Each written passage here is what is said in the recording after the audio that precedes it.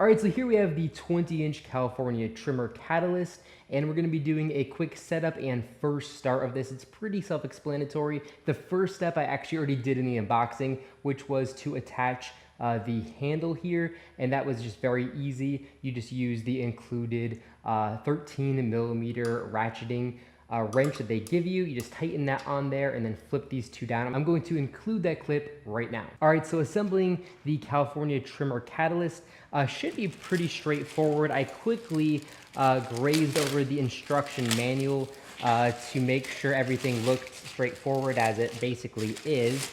So basically you got to remove all the plastics that are in your way. And this handle, this is a quick release handle, so it can actually fold down in the storage position when you're not using it. But for shipping, they leave it unattached like this for whatever reason. I guess it fits a little bit better. So the first thing you have to do is you have to remove this. Try not to lose the bolt like I almost did right there. Put that to the side.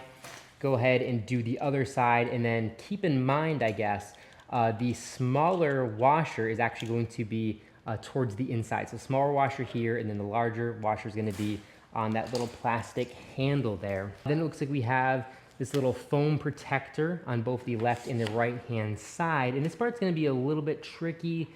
I guess we're going to have to kind of swing this out like so, and then line it up. And we don't want to scratch it because, again, it's brand new, right? So we got to kind of line this up and then install it basically the same way we took it off. So line it back up, use the small washer here on the inside, and then we're gonna just put that on finger tight here. And then we're gonna go ahead and do the other side as well. Again, finger tight, and then once we get everything perfectly lined up, we'll go ahead and actually tighten it down to spec. So let's line that up here. This one's a little bit more tricky because the lines are definitely in the way, so makes it a little bit harder, but still nothing too crazy. So just twist this on. Again, hand tighten should be good enough to get this to where we can then go ahead and use the ratchet that they gave us. So I'm gonna go ahead and use this ratchet that they gave us just because we can.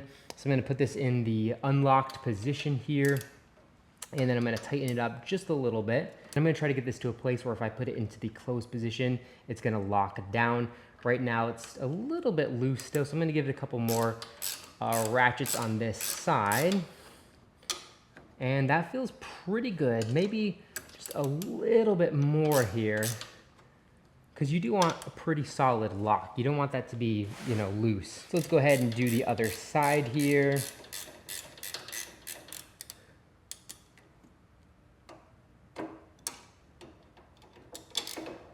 Then we'll try to close it and give it a test here. And that feels pretty solid as well. All right, so now that our handle is securely fastened, we're going to go ahead and add oil to this machine. So right here we can see there's a big tag and a warning that basically says this engine has no oil in it whatsoever, so do not start it. So whenever you get a brand new machine like this, the last thing you do is you add gasoline. The first thing you do is check the oil.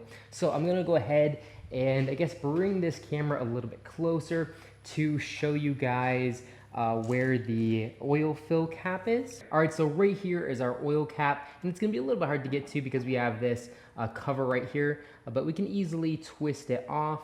And we're gonna go ahead and take a look at this and see if there's any oil in here. In theory, there should not be any oil in here. And as you can see, there actually is a little bit of oil in this machine from the factory. So that actually changes my idea up here. I guess because this engine was actually already probably ran and broken in a little bit, I'm actually not going to go ahead and put the Royal Purple engine oil in it to break it in. I'm gonna put the standard oil that they actually gave us, run it for about 30 minutes, and then drain the oil. And then I'll add the Royal Purple oil into this machine. So let's go ahead and add some oil here.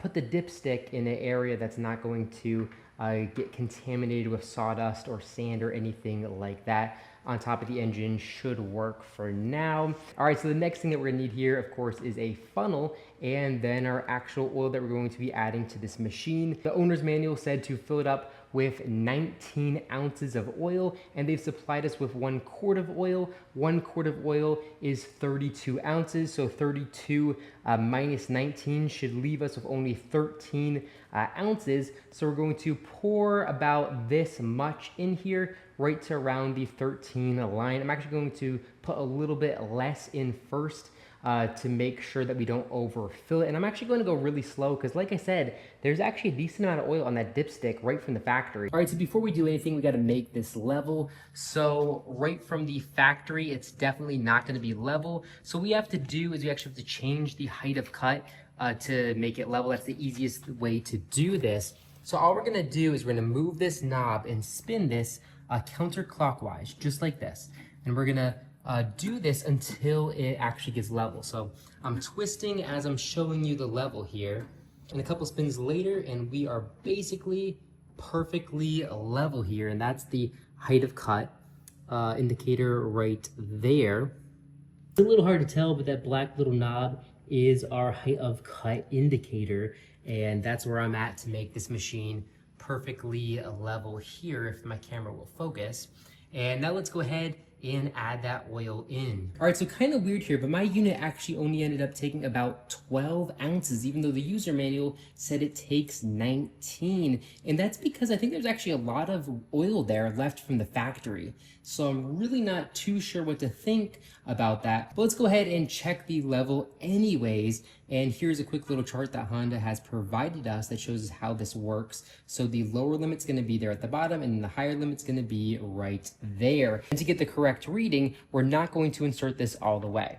So let's go ahead and clean this off just like so. And then we're gonna put it up right here, not twist it, pull it out, and see where our level is. And here we can see we are basically completely full, almost a little bit over full, but this should be absolutely perfect. So now that that is a good amount of oil, let's go ahead and screw this back in here.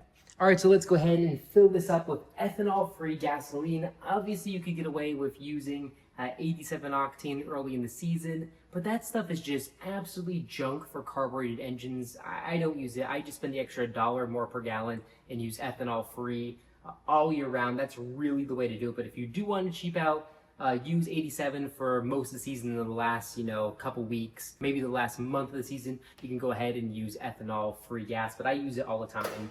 I don't care about the $1 per gallon. These Honda engines are actually pretty fuel efficient to begin with. So I'm going to very carefully pour this ethanol-free gasoline into the tank and fill it up about a little bit more than halfway. I definitely don't want to overfill it. I'm not sure how big this tank is, and it's a little dark in here, so it's a little hard to see. So that's probably about good enough for now. Maybe just actually a little bit more. Definitely don't want to overfill it. Tap on it a couple times that we don't have any leaks. And then we're going to go ahead and screw this back on. And again, I love this is metal, and then that this is metal as well. The cap's metal as well. And then I love how you can just feel a perfect click, and then that way you know that you are good to go. All right, so now that we have oil and fuel, we're going to put this on. And I love the way that sounds. And then we're gonna go over here and we're gonna go ahead and turn that choke completely on, and then also make sure our gas is on. And it also looks like we have an RPM gauge that we can change. I'm gonna leave that the way that it is from the factory. I'm not gonna mess with that until I need to. And I think I actually start this engine without holding it down. I'm gonna hold it down anyways, why not, right? And then again, choke completely on, and it probably should turn on first pull. Go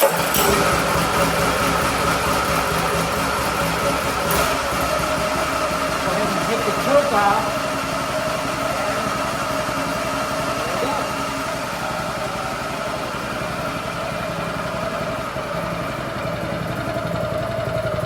There we have it. This engine sounds absolutely fantastic.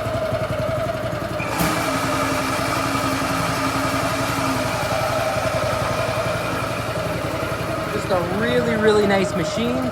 And that's about it for this first setup.